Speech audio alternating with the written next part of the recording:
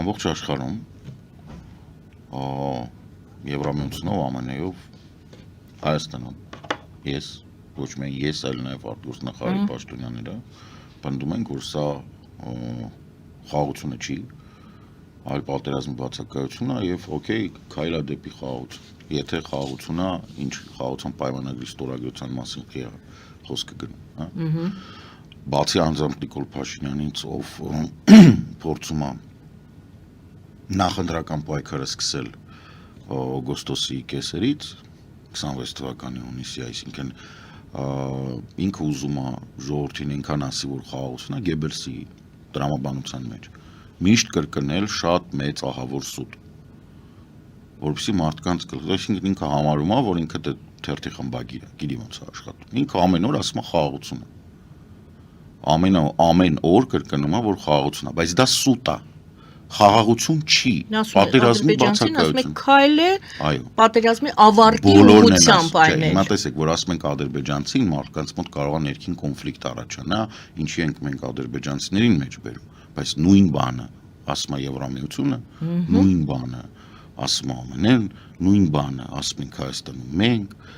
նույն բանը ասում է մեծ հաշվով կոնտրագենտը, որի հետ հարաբերությունների բարելավման համար նաև այդ խաղաղությունն, այսինքն Թուրքիան, մեզ այդ խաղաղությունը ինչի է պետք, որ ռացիոնալ։ Մեզ պետք է, որովհետև նախապայման կա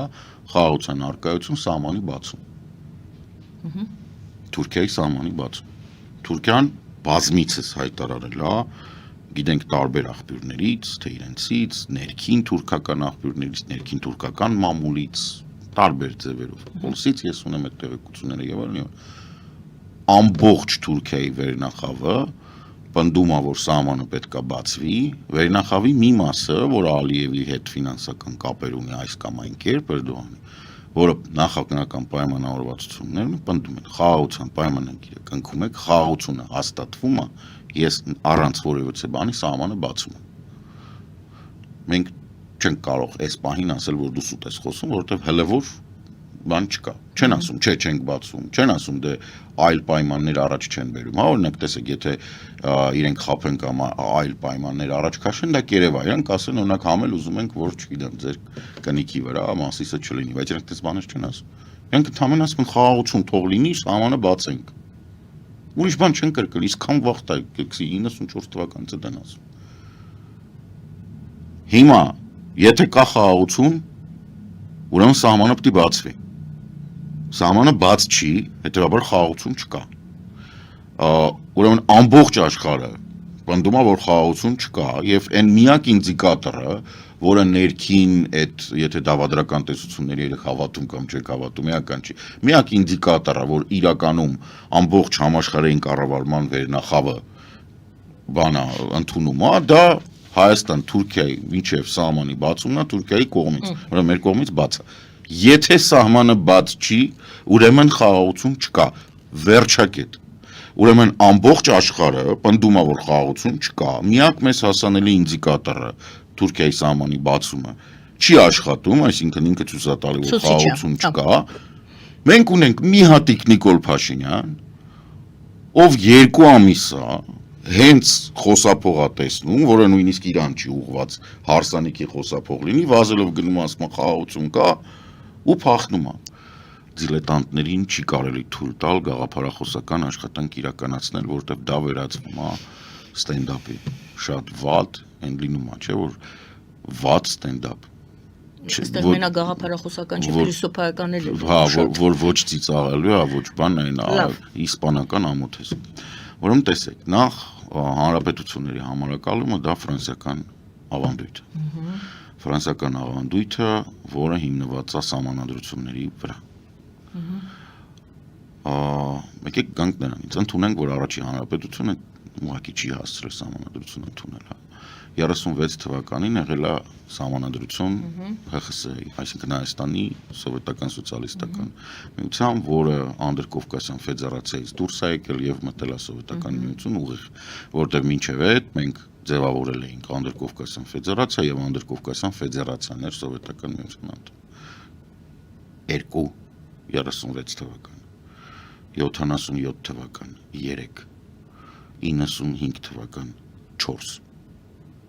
95 թվականից սկսած մենք սահմանադրություն չենք քվեարկել, մենք քվեարկել ենք սահմանադրության մեջ փոփոխություններ 2005 2095 2095-ին ընդունեցինք 2005-ին եւ 2015-ին մենք ընդունել ենք սահմանադրության մեջ փոփոխություն այսինքն մենք 4-րդ հանրապետության մեջ ենք եթե ոչ թե դիլետանտ ոչ թե դե իտակ սայջոտ դելա ոչինչ էսի սիրուն բառը ասենց կասենք կնենց կասենք եթե վերցնում ենք համարակալումը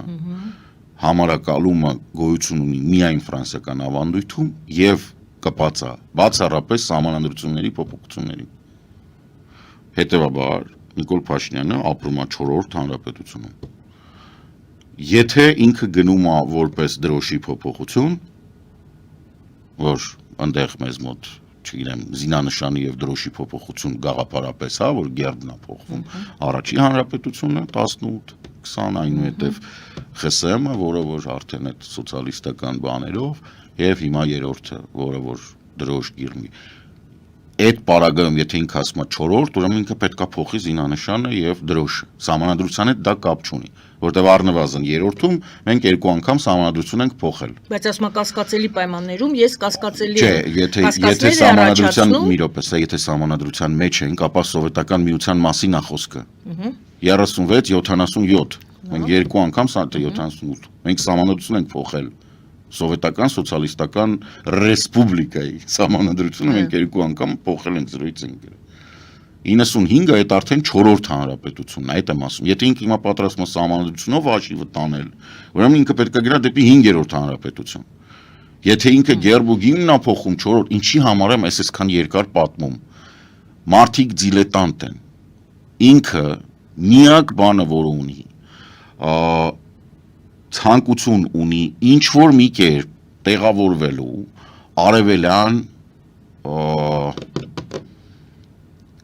ոնց ասեմ սելջուկ բոլշևիկյան թուրանական այդ մեծ կոնստրուկտի մեջ ասիական կոնստրուկտի մեջ որովհետև եթե դու կարիք չունես թուրանական պրոյեկտի մեջ ներգրավելու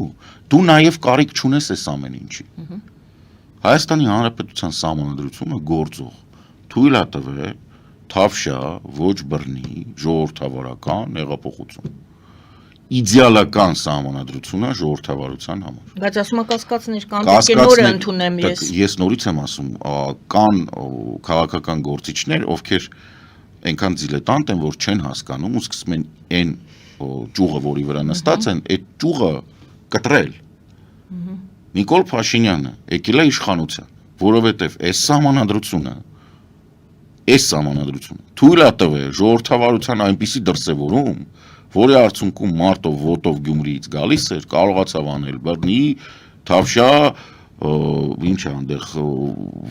ոչ բռնի, ինչ որ տենց խաղաղ ժողովրդավարական հեղափոխություն խոնարհվում եմ ձեր առաջ, սիրում եմ ձեզ բոլորին, այդ տեքստերը բոլորս հիշում ենք։ Դու ունես այդ սահմանադրությունը որը դա թույլ է տվել, ինչ ես ուզում փոխես, ինչ կա որ դու ուզում ես փոխես, ինչը ձեռք չի տալիս գերժողովրդավարական հեղափոխություն թույլ տված սահմանադրության մեջ։ Ինչ կա, ինչը ձեռք չի տալիս։ Չգիտեմ, Նիկոլից է պետք է հարցնել։ Ինքը ասում է։ Ինչ ասում։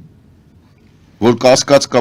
եղբայր, եթե կասկած կա, բայց նույնիսկ այդ կասկածներով հանդերձ ստացվել է այն ինչ ստացվել է, այսինքն չէ որ դու ինչ որ բան պլանավորում ես, բայց իրականությունը քո պլանների հետ չի բռնում։ Սա էլ է խնդիրներից մեկը, որ դիլետանտության դրսևորում է, որ դու միջավայրը լավ չես կարողանում գնահատես, դու ինչ որ բան պլանավորում ես, ու պլանավորես ասենց էս պետք է լինի զարգացման ճանապարհ կամ այսպես էս գործողությունը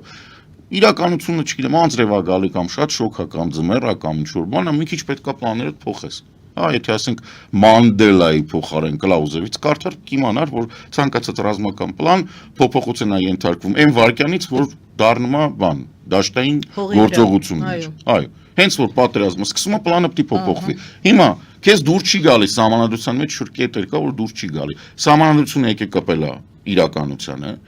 եւ այնպիսի մի ագլոմերացիա, ագրեգացված իրականություն առաջ, որը թույլ է տվել գեր ժողովրդավարական փոփոխություններ։ Ինչ ես ուզում։